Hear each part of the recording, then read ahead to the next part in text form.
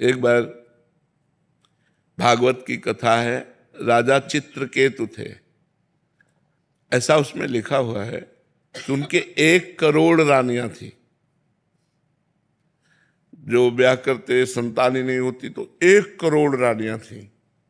पहले बहुत वर्षों तक जिया भी जाता था, 10,000 वर्ष ऐसे भी, तो किसी के भी संतान नहीं थी। बहुत व्याकुल थे वो कि इतना बड़ा राज वैभव और इतनी रानियां और एक भी संतान नहीं। तो एक दिन देवर्षि नारद जी और अंगिरा जी उनको समझाने के लिए आए। तो उनका मुझे ज्ञान उपदेश नहीं, पुत्र चाहिए।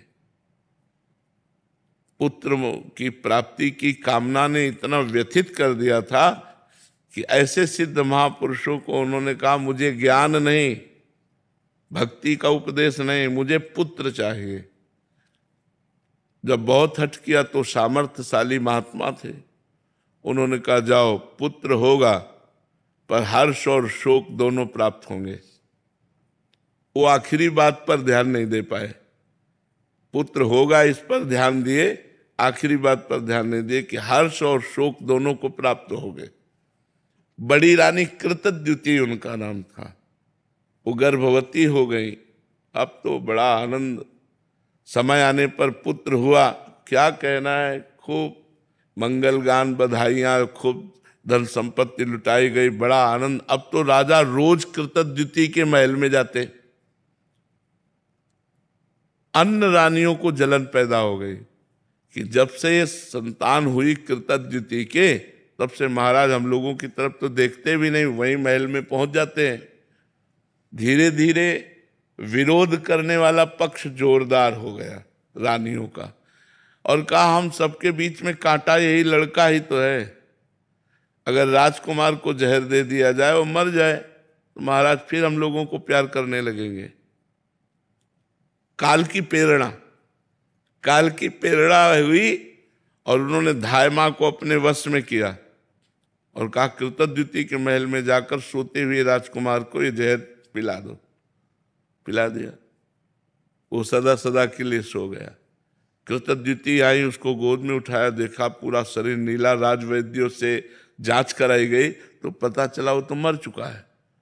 अरे राजा की जो हालत, सोचो चक्रवर्ती सम्राट और एक पुत्र हुआ इतने दिनों बाद, और वो भी अब हाहाकार मच गया। महाराज पछाड़ खाते हुए गए, बस उसके चरण पकड़कर बार बार रोते कि बेटा तुम्हें दया नहीं आई, मुझको इस तरह दुखी देख करके तुम सुखी हो रहे होगे, बेटा कहाँ हो, बड़ा विलाप। उसी समय देवर्षि नारद जी अंगिरा जी फिर आ गए, क्योंकि जो धर्मात्मा पुरुष होता है तो उसे महात्माओं का संयोग प्राप्त होता है। देवर्षि नारद जी अंगिरा जी ने कहा देखो मैं समझाने तुम्हें पहले ही आया था कि पुत्र में सुख नहीं है, सुख श्री भगवान में है। तो उनका महाराज जैसे आपने कृपा करके हमको पुत्र दिया, एक बार उसे बुला दो, एक बार मैं बात कर लूं, आप सामर्थ्यशाली महात्मा हो तो उनका बुला देता हूं। आकर्षण किया तो सामने उपस्थित हो गया, लेकिन शरीर तो जल चुका था। तो उनका पुत्र आ चुका है, तुम बात कर सकते हो। तो उनका बेटा मैं तुम्हारे बिना बहुत, वो जहर से दग्ध सा हो गया था पूरा शरीर, मैं तुम्हारे बिना बहुत व्याकुल हूं बेटा। अरे उनका कैसी बात करता है तू, कितनी बार मैं तेरा बाप बना, कितनी बार तू मेरी पत्नी बना, कितनी बार क्या क्या बना, ये सब संसार का रिश्ता है, मेरा तेरा कोई रिश्ता नहीं। तो उनका मैं जिसके लिए रो रहा हूं ये वो है। बोले ये वही है, केवल शरीर में आने पर आसक्ति होती है, शरीर से अलग हो जाने पर अगर आप अपनी बेटी वाले जीवात्मा से मिले ना तो अभी दिमाग तुम्हारा ठीक हो जाए।